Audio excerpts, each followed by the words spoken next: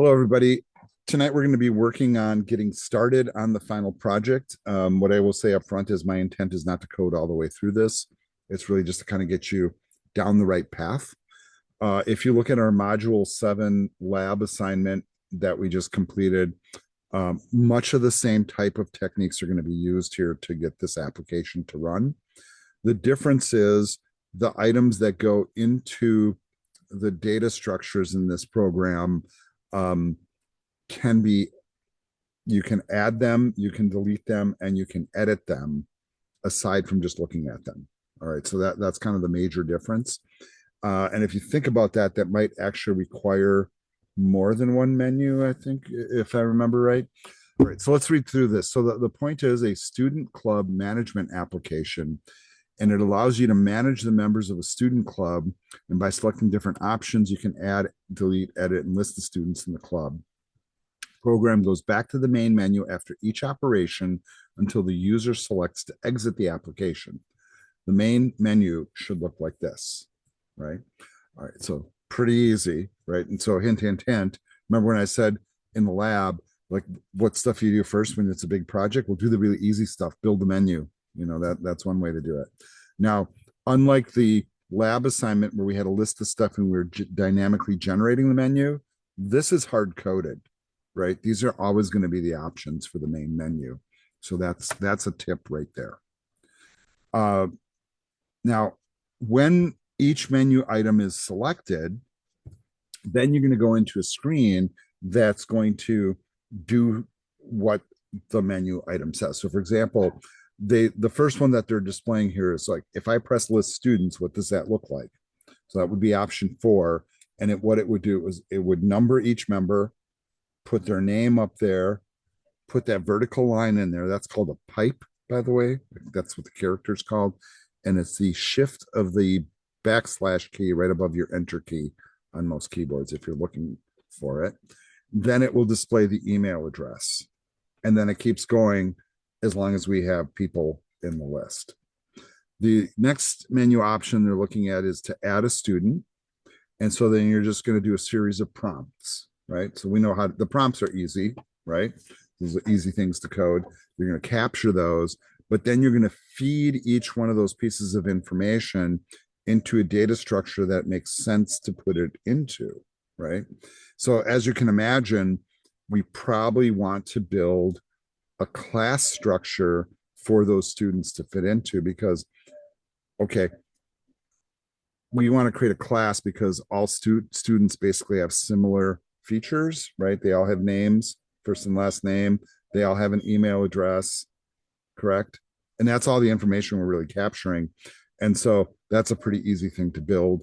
And then after you've added them, you'll put a little message saying student added successfully.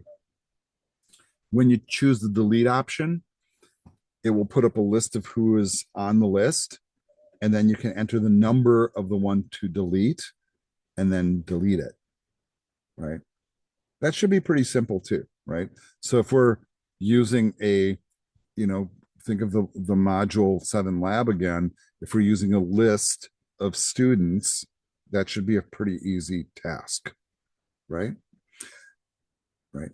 And then we have the edit menu, which is to select one of those people, and then we'll get prompted to enter changes to either their name or their email address. And then have that saved back to that structure, the data structure that we have. All right, so minimum requirements. We need a program class that has a main method, so an executing program. The program class should have a main method to drive the program, a collection, your choice what kind you want to use, an array or a list is what's suggested, to hold the student objects, right? I think it's real logical to use a list, because it's dynamic, so you can keep adding. Or if you want to have a limit to it, maybe there can only be 20 people in a club or something like that, then you can use an array because it's a fixed size. The menu system for the user to navigate through the application, methods for adding a student, removing a student, editing a student, and printing all the students in the list of the console. You also need a student class that stores the student's first, last name, and email address. And the student class should have one or more constructors. Doesn't specify, right? That's kind of on you. And then getters or setters or properties for first, last, and email address. And then an overridden ToString method to output the stuff as shown here. So where I think we should start is let's just build a program and go from there. So we're going to make a new project, C# console app. You know, this is all our normal stuff. I'm putting it in my normal spot, and then I am going to call it final project.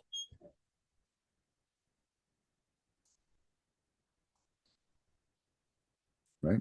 We are going to have a little top level statements checkbox checked. We do want to see them, right? And I think at least for the final project here, and you guys can do this any way you want. In the Module 7 lab, I put the class files in their own file. You don't have to. This time I'm going to put the class file here inside the program file. But I don't want it to interfere with this class. It still needs to be inside the namespace. So I'm going to go after the closing curly of the internal class program, whatever. And I'm going to put my class of student here. And I'm just going to make this really simple. I'm just going to say class student, right? And I think this part, I'm hoping you see this as easy, this part of it at this point, right? So we're going to do first name, last name, and email address with gets and sets. So I'm just making it really simple, nothing fancy here. This is what I did. It did leave it wide open for a constructor. And so notice it intuitively goes right to a constructor next. The big debate that we're going to have here is, are we doing this no arg? To me, that doesn't make sense, right? I think that when we create a student, that we send all three things in all at once. So I don't want to do a no arg. That's my thinking. You might find a way to do it with a no arg, and if that's the case, go for it.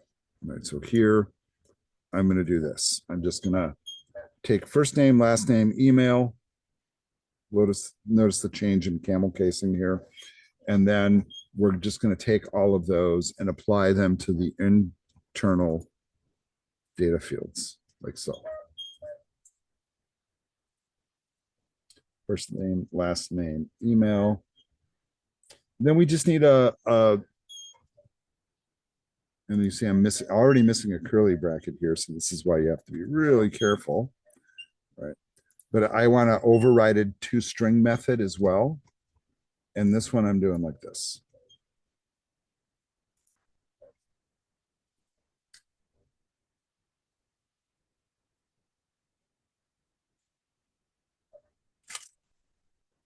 Okay, so for those of you here in the session tonight, anybody have an argument that I should add something, change something, tweak a feature, change names of any? This looks okay to everybody? Is this kind of what you guys did, those that finished it? Yes. I'm just trying to think. This is pretty much what I had, but I added like a question mark behind the string, public string, first name, Yeah, question mark behind string, last name, and email as well. yeah. That I mean, and you know what, Anthony, that's probably the better practice, Mm-hmm. right? It allows it to be nullable. But keep in mind that the constructor, because okay, maybe I should demonstrate this, right? Well, I delete all that stuff. Let's just put that in there. It's not going to hurt anything. But my grand point is, if you had a no arg constructor, and then it wasn't setting anything, then it would become absolutely necessary because we have a constructor that's only going to work with sending stuff in.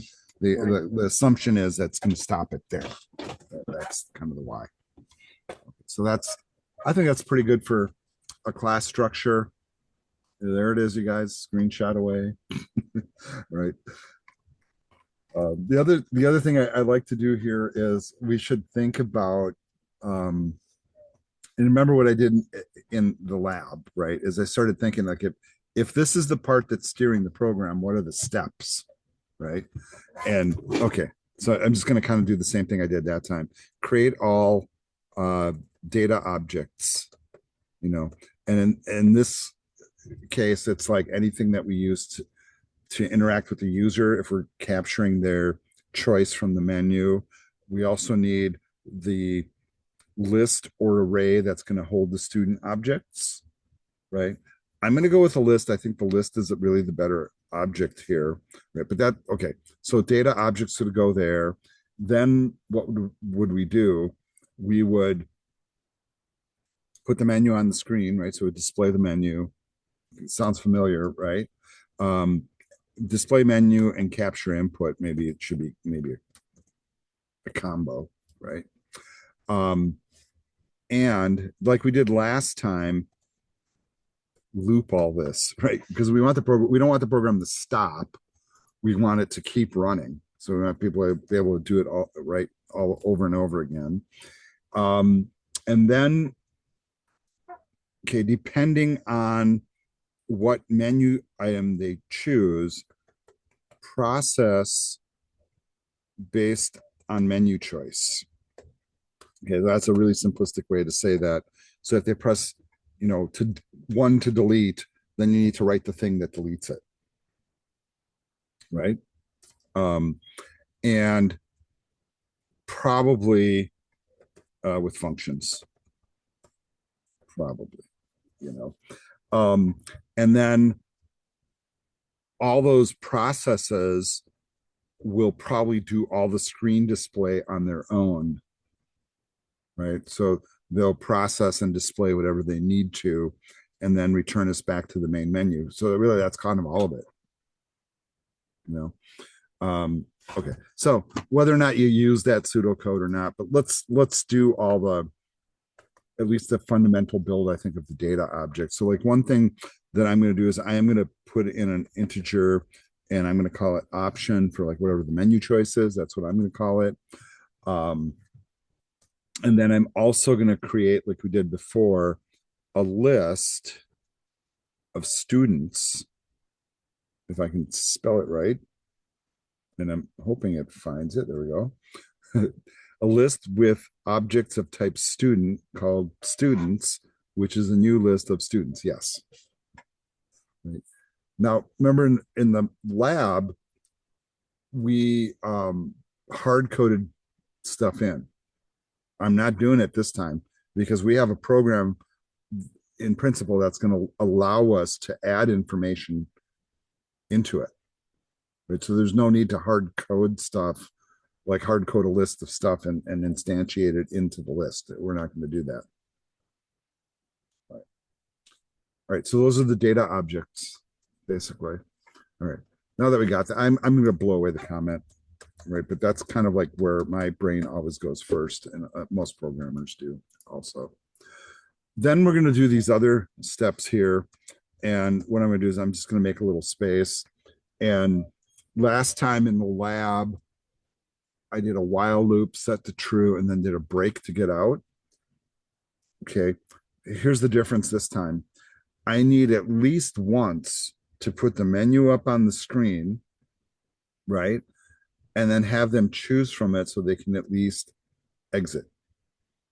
I'm also going to borrow from that other technique where I did the TryParse thing, right? This time I'm not going to flag a Boolean though, and I'm going to show you a different approach with like how you can also use this statement. So hopefully it gives you guys some ideas. So the first thing I'm going to do is I'm going to kind of put my little menu together, and I could write this as a function, right? So I could write my menu thing as a function totally. There's so few lines of code, I'm not going to do it though, real frankly. But I got to think of what looping structure I'm going to use. And because I want the menu to appear at least once, I don't know if you guys are feeling where I'm going with this, but I'm going to create a do while loop as opposed to a while loop and curly brackets. And then at the bottom here, we're going to keep operating this while what is true. So here's where you might want to go look back at the example, but the main menu has, well, where's the main menu here? It has 5 options. Option number 5 is exit. So the loop will run until somebody presses 5. So while the while statement is while option does not equal 5, right? And then we'll terminate it. And I just want to get that in first so I don't forget, right? Now it's flagging red. I get it. It's flagging red because it doesn't have a value right now. And I could, okay, so here's devil's advocate. Should I preset the option to a value? Should I preset it to 5? Or like I did last time to -1? There's no harm done. I mean, it really, if you logic through it, there's no harm done to do it. But I am gonna give the option here to set it, so don't worry about that. So here come now the statements that go inside here. Let's make a little space so we can code comfortably. Let's see what they made the menu look like. No dashes or ASCII art. They just kind of just set it. So I'm going to do the same thing. It's going to borrow their technique here. And if you want, you could just copy that text right from the assignment description. So it's going to be called Student Club Management. You want little ASCII art, go for it. And then I'm going to put all the menu options up on the screen. I can do it with one console write line. Heck, I could have even done the first line with the same statement, right? So add student, delete student, edit student, list students, and exit. Notice the line breaks in between each one. And then a simple little prompt, a console write to select the option, right? The other thing that I hope you guys are picking up on is like this stuff's really easy to do. This part's easy, right? So yeah, do that stuff and get it out of the way. The other reason you want to do the menu right off the bat is because, well, you need something to steer the program with anyhow, so you may as well get that in place. Now, instead of doing a straight up console read line, I'm going to use the TryParse method to do this, converting the input to an integer. So, and notice I'm not going to feed it into a Boolean. This does actually return true, false. But if I don't feed it into a variable, it's just going to output the option if it's true. If it's false, it doesn't. Right? All right. So, can I see where I'm going to go with this? Before I use an if statement, this time I'm going to use a switch statement because I think it makes more sense to me to do it this way. You could use if statements too, right? And I think you guys are pretty keen to that. And then we want to set up cases for each one of the menu items, right? And then, okay, so watch what I do here. So I'm going to say case 1, colon, and yes, I'm going to create a bunch of methods that, or call a bunch of methods that I don't have yet. So I'm going to add a student. And every time I call one of these methods, I'm going to send the list of students to it. So this is going to be kind of like a repeating process. So I'm going to add students. Case 1, add students. Granted, it's underlining red. I don't have it yet. And when I'm done, I want to break out of the switch statement. And then I'm going to do all the other cases too. Yeah, I'm going to copy paste, right? Just 2. And you know what? I should probably let Visual Studio auto type it because it's probably like once I do add and delete, it probably will figure out the rest. That's kind of scary stuff because this is case 2, case 1, case 2. Let's see if case 3. Okay.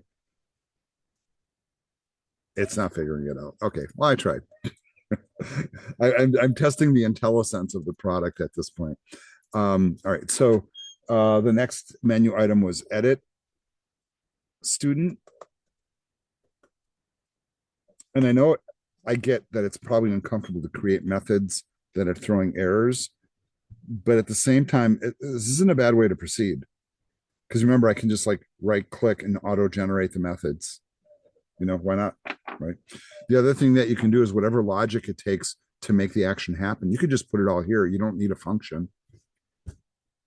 For me, I think it's easier to look at if I just look at the high level stuff here and then have the function somewhere else. That's how my brain is kind of taught, basically. So then we'll break. We got a case 4. Case 4 is to list the students.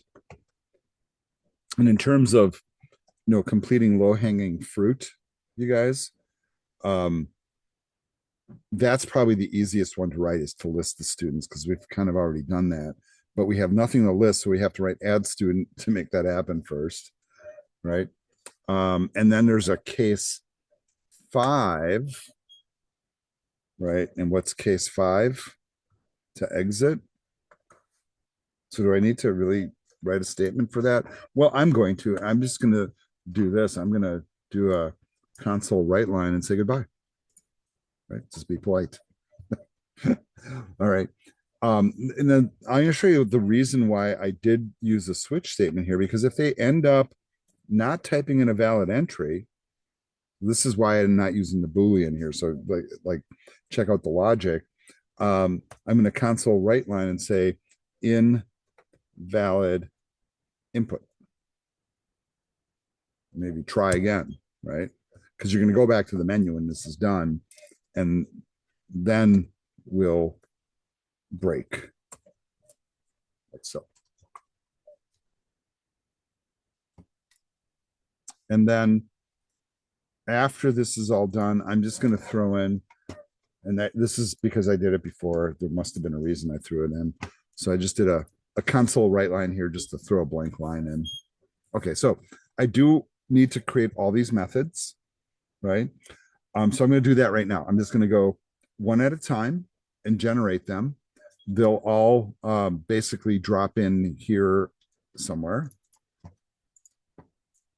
And so let's just get this junk out of the way. And I'm just going to do the hover. Little tool comes up, hit the drop down, generate, and just repeat the process. And I know this kind of feels like cheating, but it's not. Like, for example, if it's offering it to you, it's there for a reason. It's there to make your life easier, folks. So go with it. Right. Okay, so there's all the methods. Right. One of the benefits of that now is nothing's underlined in red, even if it's not doing anything. Okay. Let me just do a quick pause in the recording. We have a couple of things that we have to do now that we have the structure built. And the first thing is we're operating with a list that has nothing in it, right? It might make a whole lot of sense to write that add student one first to put stuff in. And if you think about what add student does, and this is like what I'm hoping your problem solving tells your brain to do, is okay, well, it's going to prompt for a name, first and last name, easy peasy, right? And then prompt for an email, all those are strings. And then we're going to say student added successfully. To me, it sounds like a piece of cake, right? It's like 3 prompts and a success message. And then hopefully you're taking the 3 pieces of, or 3 strings that you're grabbing, and you're adding them to a new object and putting it in your list. Right? That's the procedure in your head. If it helps you, like if you have to think about this when you're writing the code, and I do this sometimes, as I think about, okay, what is it that really is happening? I got to prompt them, I got to save it, I got to create a new object, and I got to put a success message on the screen. And sometimes I'll just write that out, like I have, like in comments, notes to myself, just so I don't forget. Right. This is a pretty easy one, but when you're new to it, your brain does not think this way, and it's totally normal to admit that. So I'm going to come here, get rid of this, and I'm going to start building my prompts. Right. So I'm going to capture the first name,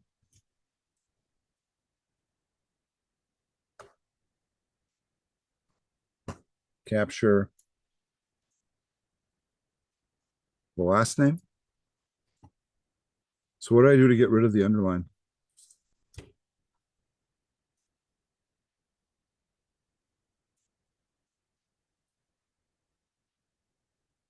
Right. So this is like, yeah.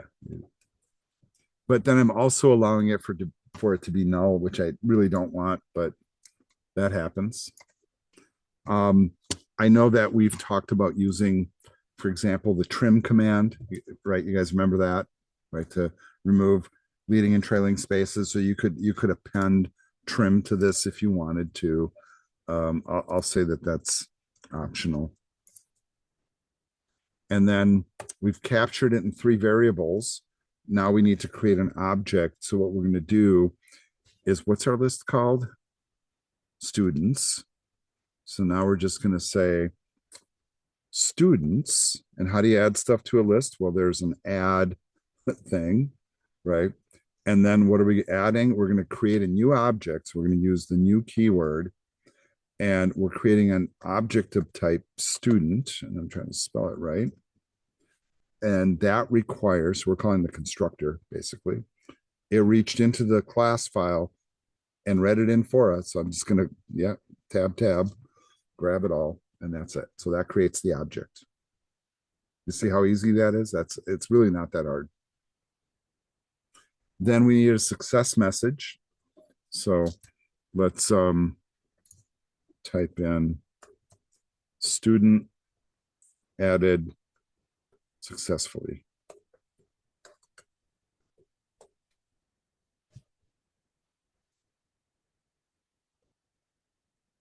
And I tend to do this a lot, but you don't even have to. I'm going to do it though. All right. So that's, now we can put students in there. And then the next thing we need to do is be able to display those same students, right? So I know in the example, they show list student first, but it's kind of hard to show any students if there's no students in there. Of course, you could brute force one in just to prove that it works. It just kind of seems like extra work for no reason. I am doing a control S to save. If you guys are wondering, you see the margins all go green when you do that. All right, so now I'm going to go up to list students. And I'm going to blow away the default statement here. And let's think about like what happens in this one. Think back to what we did with the module 7 lab again. This is kind of the paradigm. What happens if the list is empty? We need to ask ourselves that question. We should tell them, so this is my first line is what I did is this, right? All right. Well, what if there's no students? Okay. If student count equals 0, then the student list is empty. Right? Makes sense. Should there be an else to this? Yeah, there should be. Okay, what's the else? If there's stuff there, it should read the list. Could be repetitive, right? Hint loop. And just step through it and output all the students. And almost exactly like we did with the module 7 lab, we'll basically reach into the object, use the counter of the loop to generate the number at the beginning of the string, and then also to pull the right student out of the list. Okay, so I'm going to do it like this. I'm not going to use the curly bracket there. I'm just going to go right to a for loop because that's all that's going to be in here. Sure, we'll start I at 0. And exactly correct, Visual Studio. Thank you. Getting rid of the curly bracket again. And we're going right to the console right line. Again, we're going to string interpolate. So there's my $sign and my double quotes. And you know what? Let's close this all off for right now. And then see if we can borrow the techniques that we just used. And if you remember, we're going to take that index number and add 1 to it because that starts at 0, right? And then we'll do a period because the numbers are numbered. So say 0 plus 1 is 1. So first student, period, space, and then we want the student name, right? Or, well, we want the student information. We want all of it, right? We want the ToString method is really what we want. So we're just going to say students in position I, square bracket, and then do we do ToString? It's not coming up automatically. I say no. I don't think it's necessary. And that'll do it right there. That's enough to put it on the screen. Now we now have enough to fire this program up and try it, right? And so this is another important takeaway in my mind, right? So like we're starting to build an application that is doing a little bit more than normal, right?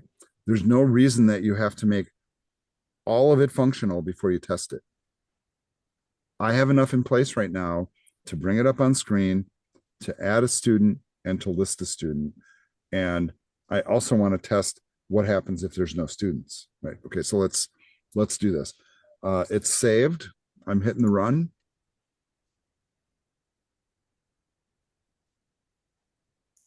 All right, there's the menu. And let's do a number 4 to list. Student list is empty. Okay, that's good, right? Okay, so devil's advocate here, \n. I think it would look better. All right, that's good. Now, okay, so it's recognizing that it's empty. So let's add a student. Okay, enter first name. All right. Joe. Go with real basic names here. And then like J Smith at now what are your email accounts like here? Is it like student at WCTC or is it like mail.wctc.edu? Do you guys recall? Like A Henry dot WCTC dot ED at something something. I should know this. I think my username is my email. Yeah. So it's right there. Oh yeah, Right. my, Race yeah, play. We're right gonna there. look into race. And Anthony, right now you are sounding like a robot. That's because I'm not using like a headset and my microphone is trash on my laptop. Sounds like somebody spilled a soda on it or something. Right? All right. So something like that, right? That looks correct. Mhm. Let's see. Okay, student added successfully. So the first thing I'm going to say here is, since I'm making tweaks to these methods, right, is before it goes into this one, I think I'm going to do a console write just for a blank line. And then did I do that somewhere else here, right there? So I'm going to copy that. And that's going to go to my add student. So I'm doing that. Okay. So I'm making tweaks to my code as I'm running it. All right. So now if I list, now we have Joe Smith. Okay. So once again, I think whenever I do this, I probably want to have a blank line in front of it. This is just me, right? And I'm going to say you don't need to do that, right? So in my list students, the first thing I'm going to do is just write line. I just want a blank line. All right. Program is still running. I'm going to exit out and I'm going to run it again with the new aesthetics, right? So we'll do 4 to list students. See how that's a little better? It's got space in between it. All right, so we're going to add a student and then we'll do, I don't know, John Doe, Jade Doe at my WCTC.edu. Okay, I think that's all right. Okay, now we'll see if it can list it. So we'll do 4. That looks pretty good. Okay. let's see if exit works. Well, let's see if like, I'll put in 6. Invalid option. I'll type in a word. Invalid option. So TryParse is working. See how that's a good tool to use. And now we just want to exit. So I'm going to put in 5 and that works too. Okay. So, all right. Think about what we've accomplished here. So, and I'm just kind of like pointing this out. We took these 2 menu options are, well, 3 menu options are working, right? Add, list, and leave, right? And oops, you made the wrong choice. Okay, 4 menu options are working really, but we have 2 more to code. Okay, so here's what I think we could do for the remainder of the session, because I could write the whole program for you guys, and I feel like there's not a lot to learn from that, right? But let's talk about what it would take to delete a student, for example, because that one's not quite so hard, right? Real frankly. The one that's probably the hardest is the edit. And maybe arguably not even so much. So what I think we could do, and it's 20 after 9. I can give you guys 2 options. The one option would be good night. We'll see you next time. Right. So if you guys just want to bug out, feel free. The other thing would be you could sit here and work together and like with my example or with your own example, and then try to figure out what would it take to delete somebody. Right. And I'll tell you what, I'll get you started on that part. Right. Because there's a couple of precursor steps, right? Which is before you delete somebody. So let's look at the example. Before you delete somebody, you have to display a list of the students. How would I do that? How about with the list function, right? We already built it. Bingo, perfect. All right. Then we would prompt, enter which one to delete, capture their input. Sounds like a TryParse thing again, right? And then if their choice matches up with one of the list items, then we would issue whatever command it is to remove that item. Now, I want you to think about this really carefully before you start writing the code, because the removal can be done a few different ways, but there's a couple of methods that remove specific items. And there's one that you really prefer to use, and I'll leave it at that. But I'm going to get you started. So follow with me here, and then I'm going to let go of the reins. All right. So we're doing delete student, or at least getting started on it. All right. And the first step of delete student is to call list students. So we're just going to list them. It's a pre-built method. Yeah, we're going to list students with students that are being sent in. So we're going to take those students and put them on the screen. Simple, right? Next, we're going to prompt.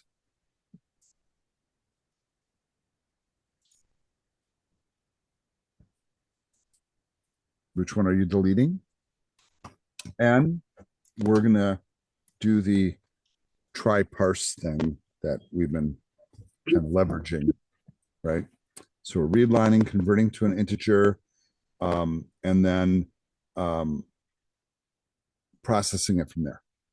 Okay, so then what's needed next is the logic to delete.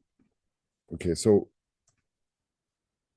here's what I'm, my clue would be, you could check to see if what they're entering is even valid. So for example, if there's 3 students listed and they type student number 4, you want to throw an error message. So you could just write an if statement that says, basically, if your option choice is not valid, an invalid student number. If it is valid, then you do your remove statement and then put up your success message. So the part that I'm going to leave you with to build, so I want you to watch what's going to happen here, is I'm going to say if the option is less than or equal to 0, that's not valid, right? Or two pipes, if the option is greater than the student, greater than or equal to, greater than the student count, right? Yeah, greater than the student count, then we'll say invalid. So I'll give you the error message here.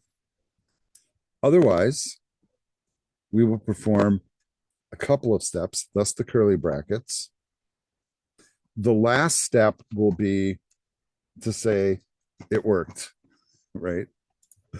But you need here in this spot the remove statement. You guys got to come up with that.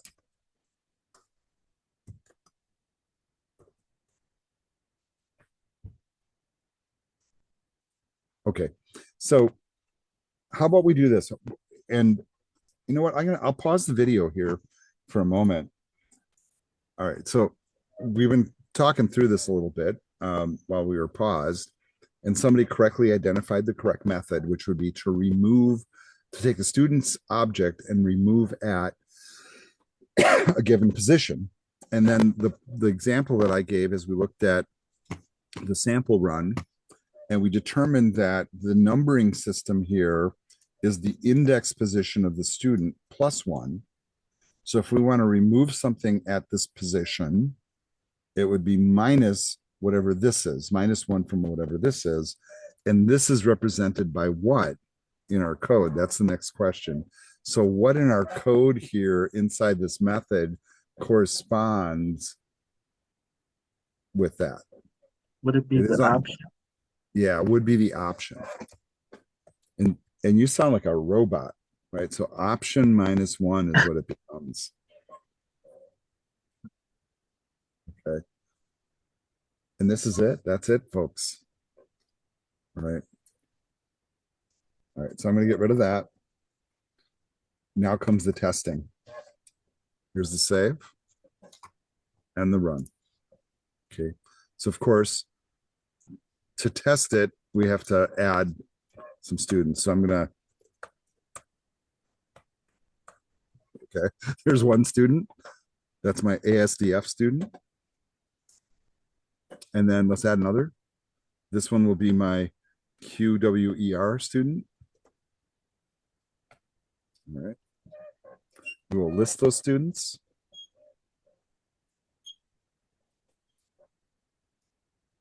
I want to remove the first one, so I'm going to do delete. The list worked. I'm going to choose 1. How do I know it worked? Well, I got to list the students again. You could argue that maybe it should redisplay the list of students afterwards. List at the beginning, list at the end. That's not what the example showed, but that would kind of make sense to me. Did it go away?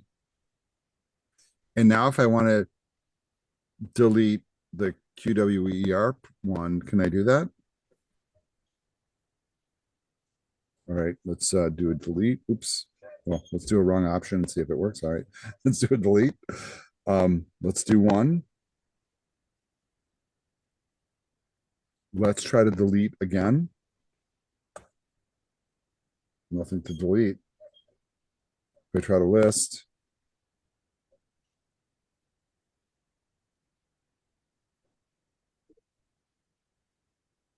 Oh, I see. I typed, yeah, invalid student. Yeah, doesn't work. Still took my entry though.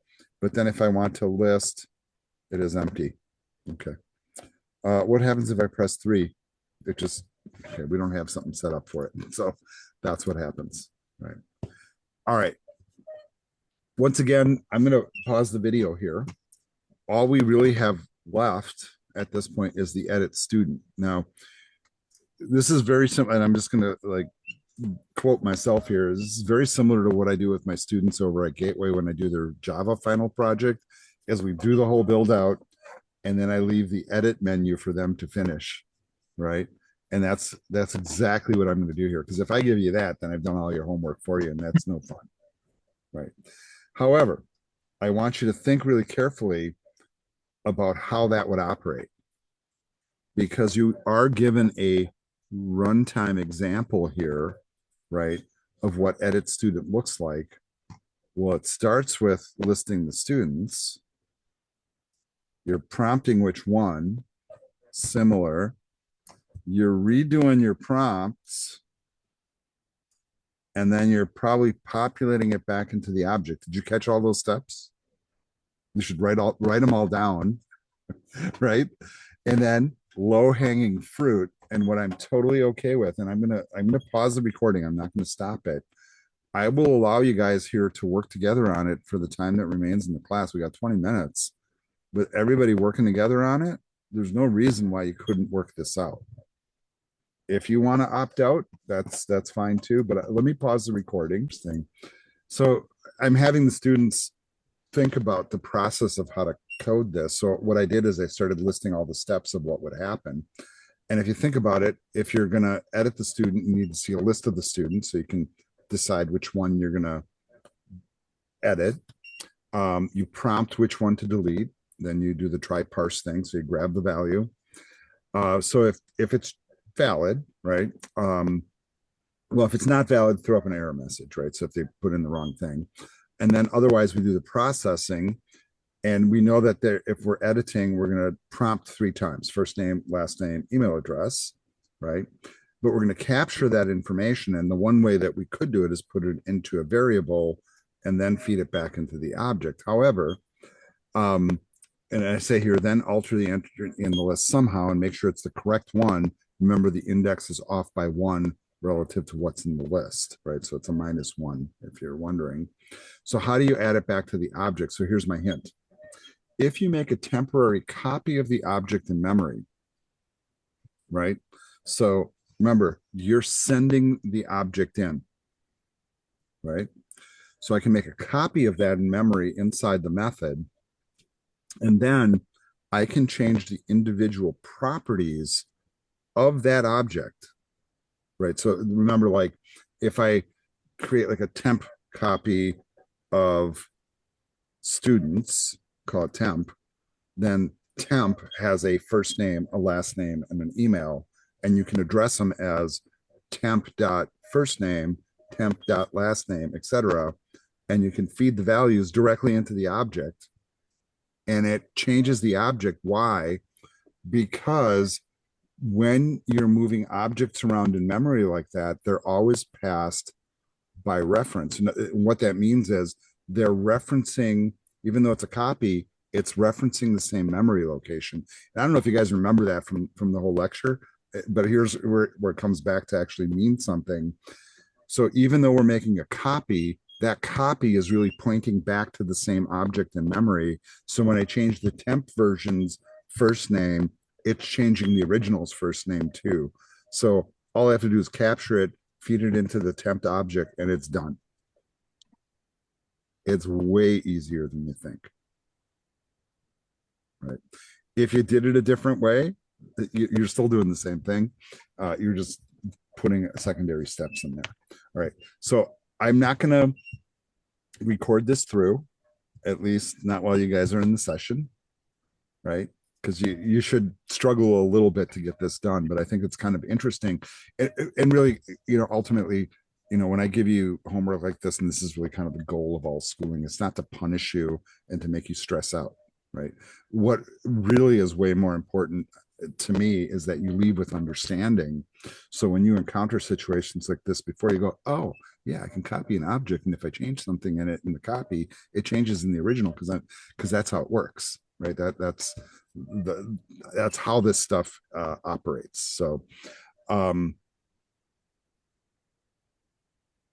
we got 7 minutes left. So I'm gonna let me pause the video here again. Okay, so now that the Zoom session has ended with the class, I kind of gave them as many hints as I could without totally writing the code for them. But basically what I'm going to do is I'm going to do exactly this kind of list of steps here. So I'm going to delete that. And it's captured in the video if you really want to relive that glory. The first thing that we have to do if we're editing students is we have to show the list of students. We already have a method that does that, so we just call it in. Then we will prompt which one do they want to edit, and then we'll do our TryParse to send our option on to an if statement. I'm going to drop the whole if statement in there at once, and this actually completes the whole edit thing. And where it begins is I first look to see if the option being sent forward is valid. So in other words, can't be less than 0 or 0, right? That's not an option on the menu. Or it can't be greater than the count of the students. If it is, that's an error. So we'll just say invalid student number. If they put in something that's valid that matches up with the list, then we make a copy of the student's object that's being, so we're passing it in, and we're taking whatever the option number is -1 in the index, right? So the first one listed is in position 0, for example, and we're making a copy of that here in temp. So that student object, first name, last name, email, and its constructor, and its ToString method, right? They'll travel with, are stored here. And because these are referenced in memory to the original object, I can change the property first name from the read line and last name and email, and it will write directly back to the object that we're copying from in the first place. And once you're done with those steps, you're done. All right, so I'll run it to prove that it works. So here comes the runtime, right? So we gotta add a couple people first, right? So, all right, so there's my silly student. We'll add another, and we'll do different characters this time just so we know. And let's add even one more. And this will be, let's do this row of keys. All right, let's list them. All right, let's make sure delete works. And we'll just delete the second one. Let's list them again to make sure it worked. It did. And now we're going to edit the last one. So let's choose 3 to edit. So which one? We're going to do the second one, and we'll do a new first name, 3, different letters. We'll keep the same last name, right? Or probably should have been the other way around. And then some crazy new string for the email address. Let's see if it worked. And it sure did. And let's exit. Okay, so that's proof that it works. There's the edit student method and our completed application. And what I'm going to do here is I'll do a whole breakdown of the whole thing. Here's the top part of the program. Up through line 27. Let me just take it from the switch statement here, all the way to the bottom of the do while loop. Then our methods. Here's list students, edit student, delete student, add student, and then the class at the bottom. And that's all she wrote, folks. So that's the solution to the final project, and I won't release this until after the class is done. But thank you for watching, and have a great night.